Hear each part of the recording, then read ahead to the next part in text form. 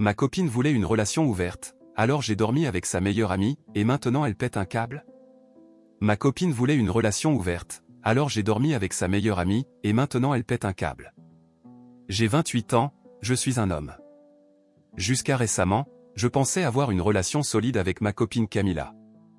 Nous sommes ensemble depuis 3 ans, nous vivons ensemble depuis 2, et sincèrement, tout allait très bien. Je regardais même des bagues de fiançailles pendant mes pauses déjeuner, c'est dire à quel point ça allait bien. Nous nous sommes rencontrés à travers des amis communs lors d'une soirée jeu de société ou une histoire super normale. Elle riait de mes blagues idiotes, et j'adorais comment elle était ultra compétitive au Monopoly. On s'est tout de suite entendu et on a commencé à sortir ensemble presque immédiatement. Après 1 an, on a décidé de partager un appartement parce que ça semblait logique, on passait déjà tout notre temps chez l'un ou chez l'autre. Nous avions nos petites routines, crêpes pour le petit déjeuner du dimanche, promenade dans le parc après le travail, regarder ces émissions de télé-réalité horribles qu'elle adore pendant que je jouais sur mon téléphone ou des trucs typiques de couple. Camilla travaille dans le marketing, et moi, je suis chef de projet dans le bâtiment. Nous avons tous les deux des emplois décents, de bons amis, et nos familles s'entendent super bien. Ma mère l'adore, et son père m'invite toujours à regarder des matchs de foot. Nous étions ce genre de couple qui faisait croire aux autres en l'amour. Oui, je sais à quel point cela semble cliché. Tout était parfaitement normal jusqu'à mardi dernier. Nous étions en train de dîner, Camilla me racontait un projet au travail, et j'étais en train de manger quand elle lâche, « Et, qu'est-ce que tu penses d'essayer une relation ouverte ?» J'ai littéralement arrêté de mâcher, la fourchette suspendue en l'air, figée.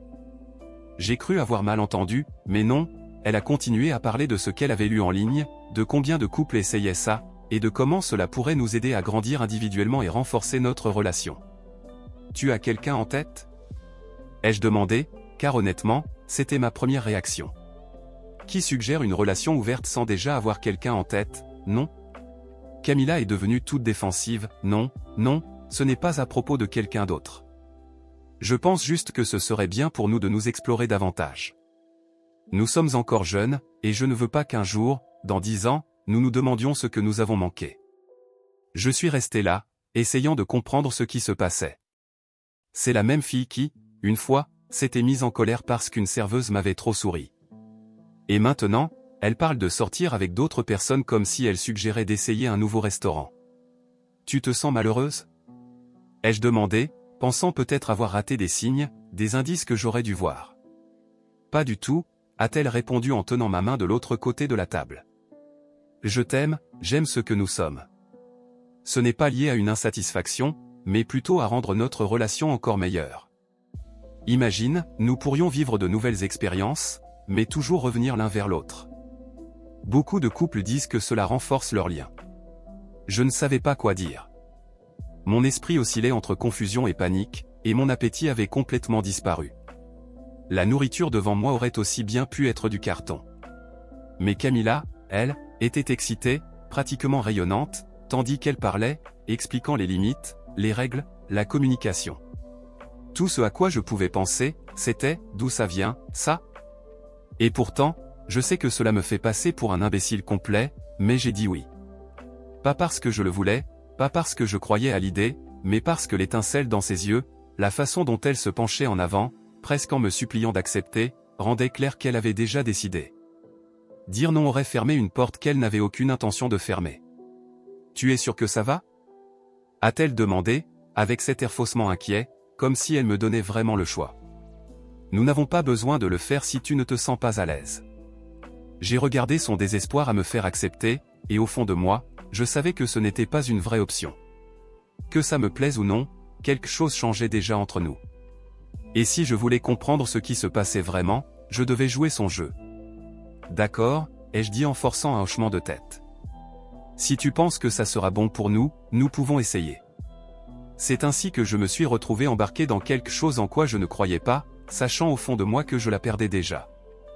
Camilla était toute excitée et a commencé à parler de la manière dont nous devrions créer des profils sur des applications de rencontres ensemble, comment nous devrions avoir un système pour nous avertir lorsque nous avions des rendez-vous prévus, tous ces détails qu'elle avait clairement déjà réfléchis auparavant. Pendant ce temps, je ne pouvais m'empêcher de me demander depuis combien de temps elle planifiait cela. Le reste de la soirée fut étrange. Nous avons regardé la télé comme d'habitude, mais mon esprit était ailleurs. Camilla était allongée à côté de moi sur le canapé, agissant comme si tout était parfaitement normal, comme si elle n'avait pas suggéré de changer complètement notre relation. Je voulais revenir en arrière, dire que je n'étais pas vraiment d'accord avec ça, mais je ne savais pas comment. Chaque fois que je la regardais faire défiler son fil d'actualité sur son téléphone avec ce petit sourire sur son visage, je sentais de plus en plus que je venais de commettre une grosse erreur. Cette nuit-là, allongée au lit, je n'ai pas pu dormir. Camilla dormait profondément à côté de moi, tranquille comme toujours, tandis que je fixais le plafond, me demandant dans quoi diable je m'étais embarqué. Une partie de moi voulait la réveiller et dire non, que je ne voulais pas la partager avec quelqu'un d'autre. Mais une autre partie avait peur que si je disais non, elle le ferait quand même ou me quitterait pour être avec quelqu'un d'autre. Alors, je suis resté là, repassant chaque conversation récente que nous avions eue, essayant de comprendre s'il y avait eu des signes que j'avais manqués. Était-elle ennuyée? N'étais-je pas suffisant? Y avait-il déjà quelqu'un d'autre? Les questions ne cessaient de surgir, et je n'avais aucune réponse. Je ne savais pas encore que c'était seulement le début du chaos dans lequel nous étions sur le point de plonger. Les choses ont commencé à changer dès le lendemain. Camilla a passé toute la nuit à configurer ses profils sur Tinder et Bumble, me demandant de l'aider à choisir des photos comme si c'était la chose la plus normale du monde à demander à un petit ami. Elle m'a même demandé de prendre de nouvelles photos d'elle. Oui, sérieusement. J'ai joué le jeu, prenant des photos de ma copine pour qu'elle soit belle pour d'autres gars. J'ai aussi essayé de configurer mon propre profil, juste pour montrer que je faisais un effort, mais mon cœur n'y était pas. Chaque fois que j'essayais d'écrire quelque chose, tout semblait étrange et faux. Que étais-je censé écrire? Dans une relation, mais cherchant des aventures? Tout cela me donnait envie de vomir. Je pense qu'elle savait que je ne trouverais personne parce que je ne suis pas sociable et que je n'ai ni le temps ni l'énergie pour rencontrer de nouvelles personnes. Je lui avais déjà dit cela plusieurs fois, alors elle pensait probablement qu'elle pouvait sortir avec d'autres hommes tout en me gardant comme un plan de secours.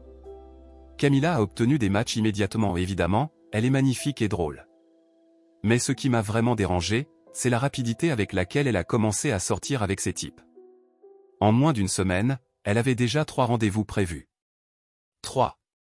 Elle me montrait leur profil comme si nous étions en train de papoter sur des célébrités. Regarde celui-ci, disait-elle en me poussant son téléphone sous le nez.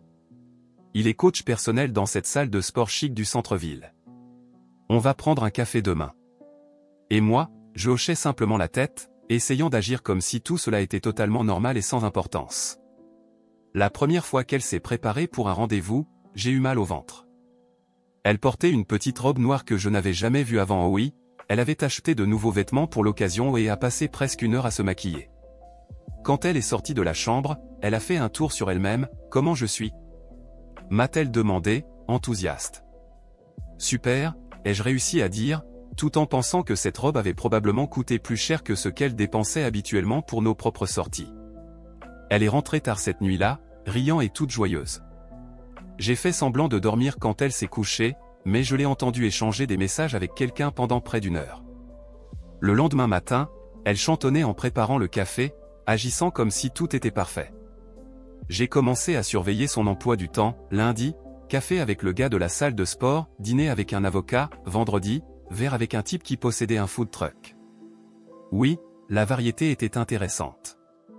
Chaque fois qu'elle rentrait à la maison, elle semblait s'amuser plus que jamais. J'ai même commencé à vérifier les lieux où elle marquait sa présence sur Instagram. Ce n'était pas mon moment le plus fier, mais j'avais besoin de savoir ce qui se passait vraiment. Un soir, je suis même passé en voiture devant le restaurant où elle m'avait dit qu'elle serait.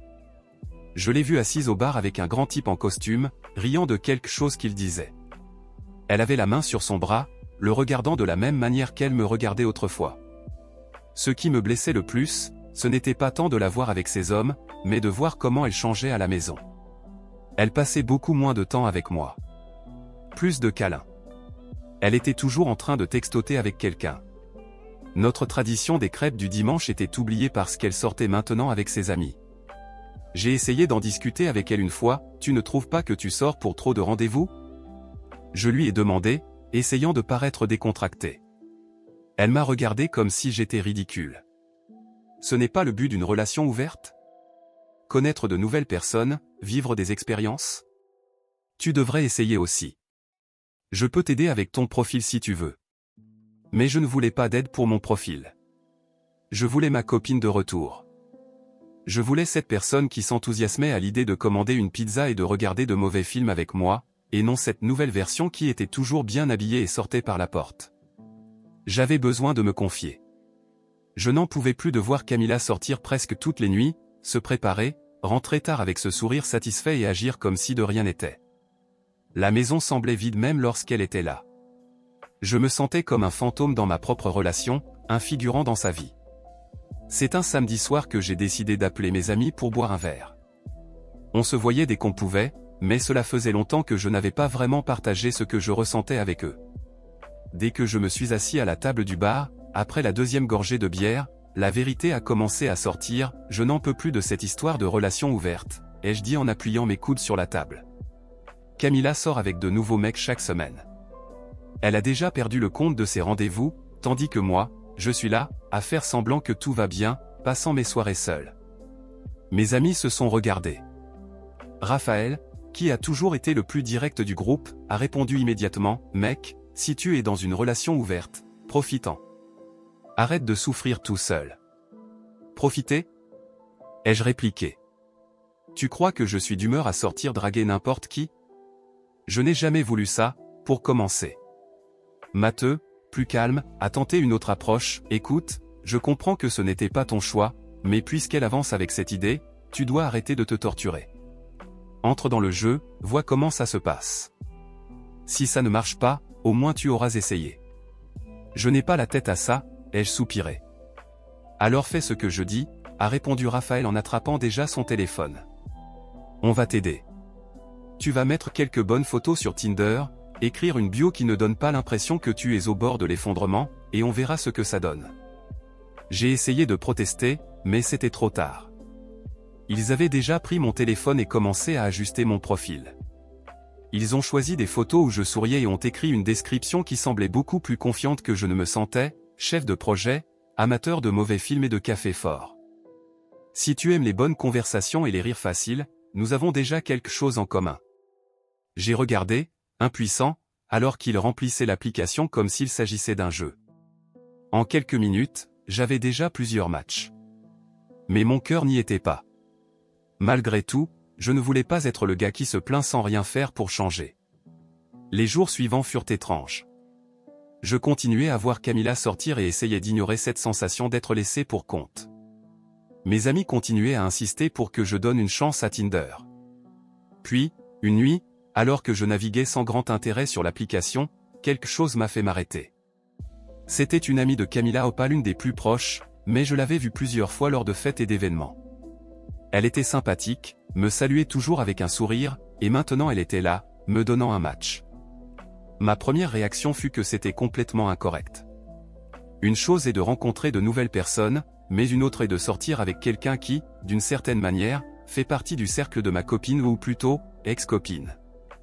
Je ne savais même plus comment définir Camilla à ce stade. J'ai montré le profil à mes amis, espérant qu'ils seraient d'accord pour dire que c'était une très mauvaise idée. Ça dépasse les limites, non ? Ai-je demandé en leur montrant mon téléphone. Raphaël a pris le téléphone de ma main, l'a analysé et haussé les épaules, et alors ?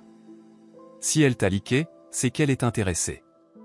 Mais c'est une amie de Camilla. Amie ou connaissance ? A corrigé Matteux. Parce que d'après ce que tu as dit, tu n'as jamais beaucoup discuté avec elle. Peu importe, ça semble mal, ai-je insisté. Mec, Camilla vit sa vie, et toi, tu te prends la tête avec ce qui est juste ou pas. Raphaël a soupiré. Ce n'est qu'un match, au pire. Lance une conversation, vois ce qui se passe. J'hésitais encore, mais au fond, je savais qu'ils avaient raison.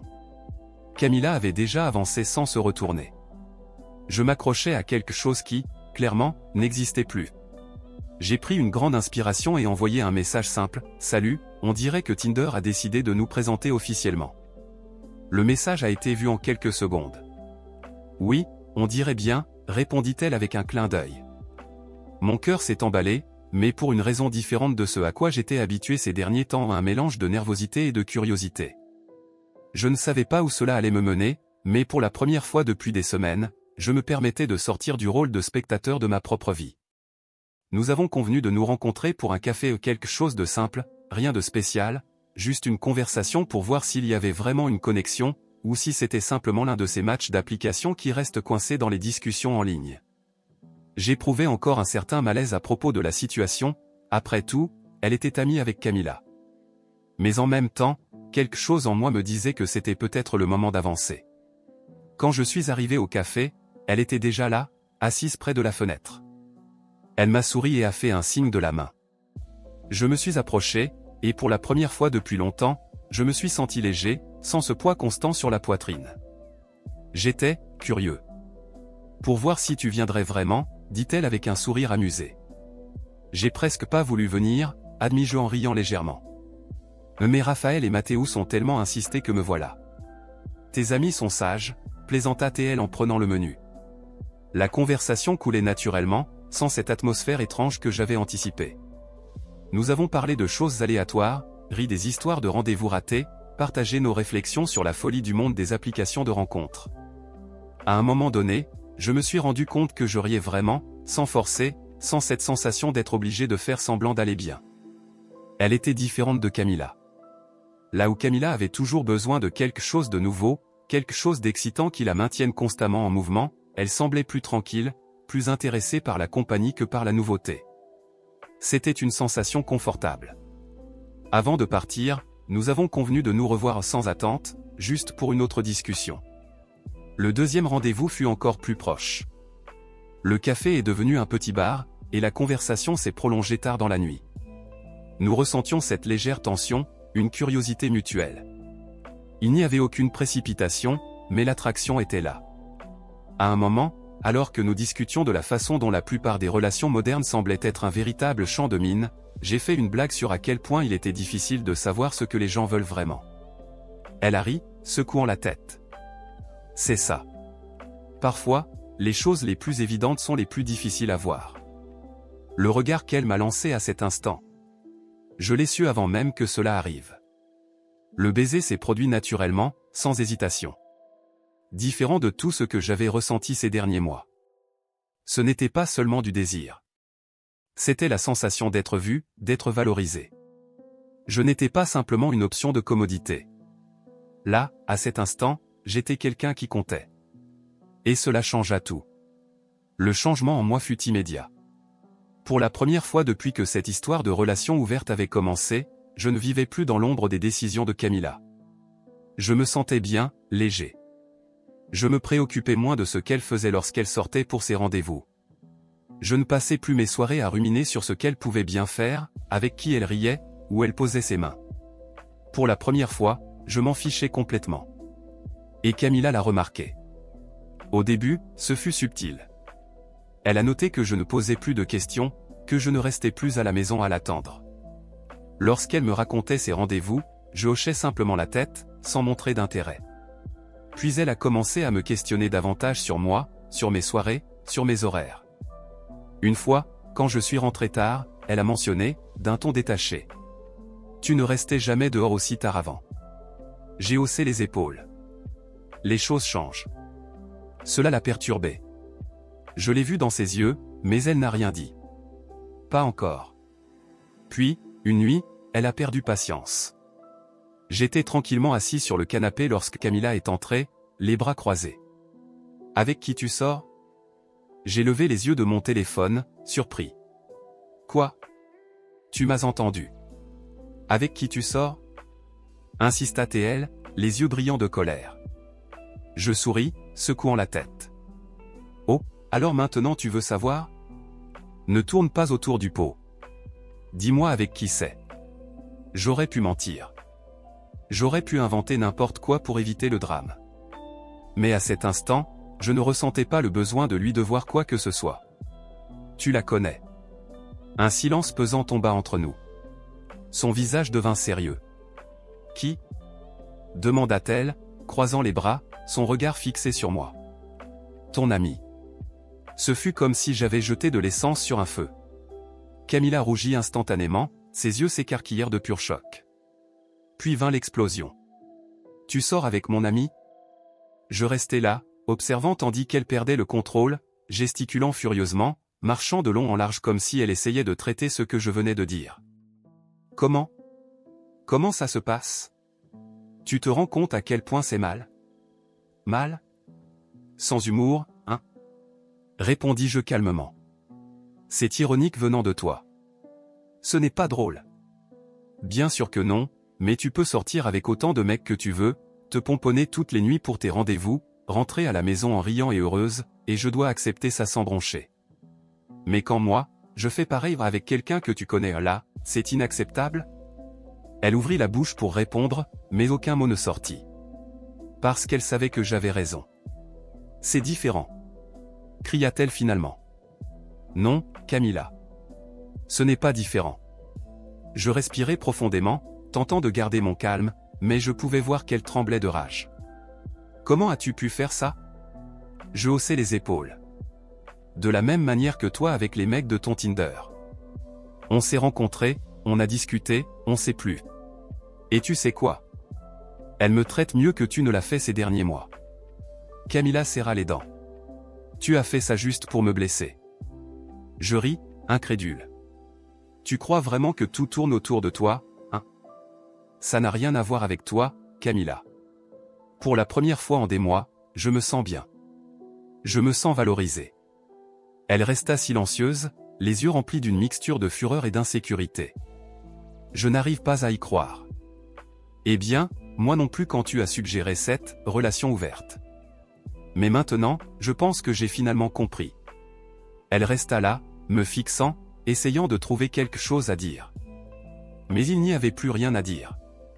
Elle avait voulu une relation ouverte, elle l'avait eue. Mais maintenant, elle découvrait l'autre côté de la médaille. Et pour la première fois, je ne me sentais pas comme le perdant de cette histoire. La dispute avec Camilla ne s'est pas terminée cette nuit-là. Dans les jours qui ont suivi, l'ambiance entre nous est devenue insupportable. Elle me traitait avec froideur, m'ignorait quand nous étions dans la même pièce. Quand elle me parlait, c'était seulement pour lancer des commentaires acerbes. Au début, j'ai essayé de garder mon calme. Après tout, je ne faisais rien de plus que suivre les règles qu'elle-même avait imposées. Mais plus le temps passait, plus il devenait évident que Camilla ne gérerait pas la situation de manière mature. Elle a commencé à essayer de me provoquer, rentrant tard à la maison, parlant fort au téléphone de ses rendez-vous, exagérant les détails comme si elle voulait que je l'entende. Il m'a emmené dans un restaurant incroyable hier soir, c'était tellement romantique. Je ne répondais pas, non pas parce que ça me blessait, mais parce que ça n'avait simplement plus d'importance. Ce qui m'a vraiment fait réaliser que notre relation avait atteint sa fin, c'est le jour où elle a complètement perdu le contrôle. J'étais sur le point de sortir pour retrouver ma nouvelle compagne lorsque Camilla a bloqué la porte. Tu ne vas pas ressortir avec elle encore. J'ai croisé les bras, déjà fatigué de ce jeu. Et pourquoi pas? Parce que c'est mal. Cria-t-elle, les yeux brillants de colère. C'est drôle venant de toi, répondis-je en riant sans humour. Tu peux sortir avec n'importe qui, mais moi, je ne peux pas sortir avec une de tes amies? Elle était ton amie. Le mot resta suspendu entre nous. Parce que c'était vrai. L'amie de Camilla avait cessé d'être la sienne depuis longtemps. Maintenant, elle était de mon côté. Camilla serra les poings, tremblante de rage. Tu fais ça pour me blesser. Non, Camilla. Je fais ça parce que tu as ouvert cette porte. Tu voulais une relation ouverte, j'ai accepté.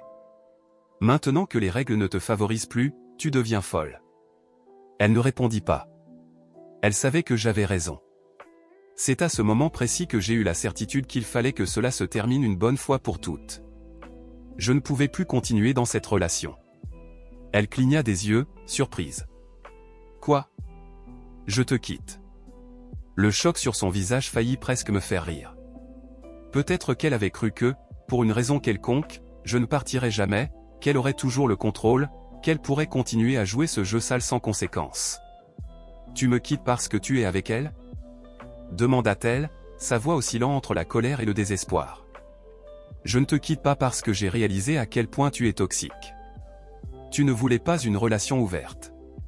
Tu voulais la liberté de faire ce que tu voulais pendant que j'attendais ici comme un chien fidèle. Et quand tu t'es rendu compte que moi aussi je pouvais trouver quelqu'un, tu as pété un câble. Elle ouvrit et ferma la bouche plusieurs fois, cherchant quelque chose à dire, mais rien ne vint. Tu ne peux pas simplement me quitter pour elle. Je ne te quitte pas pour elle. Je te quitte parce que j'aurais dû le faire depuis longtemps. Je suis passé devant elle et je suis sorti. Pour la première fois depuis très longtemps, je me sentais libre. Les jours suivants furent étrangement tranquilles.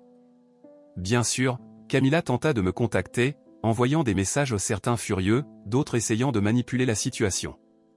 Tu préfères vraiment être avec elle plutôt qu'avec moi après tout ce qu'on a vécu? Tu es un traître. Je ne répondais pas. Je ne lui devais plus rien. Pendant ce temps, ma relation avec l'ami de Camilla continuait de grandir. Au début, nous avons pris notre temps pour nous connaître, sans précipitation, sans étiquette. Mais bientôt, il est devenu évident que nous allions bien ensemble. Elle ne jouait pas de jeu, elle ne cherchait pas à me manipuler. Je n'avais pas besoin de me sentir inférieur ni de rivaliser constamment pour son attention. Avec elle, je me sentais bien. Camilla, quant à elle, n'a jamais accepté cela. Même après des mois, elle restait furieuse chaque fois qu'elle apprenait que nous étions ensemble. Les amis communs disaient qu'elle se plaignait, affirmant que je l'avais humiliée et qu'elle ne me pardonnerait jamais cette trahison. Mais l'ironie, c'est qu'elle avait choisi ce destin. Elle avait voulu une relation ouverte, elle avait voulu explorer de nouvelles expériences, elle avait voulu la liberté sans conséquence. Elle n'avait simplement pas imaginé que je trouverais quelqu'un qui me valoriserait vraiment. Et maintenant, elle devait vivre avec ça. Quant à moi, j'étais enfin en paix. Cette histoire nous enseigne que les décisions prises dans une relation doivent toujours être basées sur un consensus et un respect mutuel. Lorsqu'une seule des parties est réellement intéressée à suivre un certain chemin, le résultat peut être désastreux. Le cas de Camilla et de son partenaire montre comment le manque de clarté sur ses propres motivations peut conduire à des conflits irréparables. Les relations ouvertes exigent une communication transparente, une confiance profonde et surtout, une volonté sincère des deux côtés. Sans cela, ce qui pourrait être une opportunité de croissance peut se transformer en douleur et ressentiment. En fin de compte, la plus grande leçon est d'apprendre à reconnaître quand quelque chose ne fonctionne pas et d'avoir le courage de rechercher ce qui apporte vraiment paix et bonheur, même si cela signifie prendre des chemins séparés. Que pensez-vous de cette histoire? Quel serait votre conseil pour le protagoniste? Faites-le moi savoir dans les commentaires. Si vous avez aimé cette vidéo, montrez votre soutien à la chaîne en la likant et en laissant un commentaire. Et n'oubliez pas de vous abonner pour plus d'histoires comme celle-ci. Merci beaucoup pour votre soutien et merci à tous d'avoir regardé jusqu'ici. J'espère que cette conclusion a capturé le ton que vous recherchiez. Visage souriant avec Yorieur.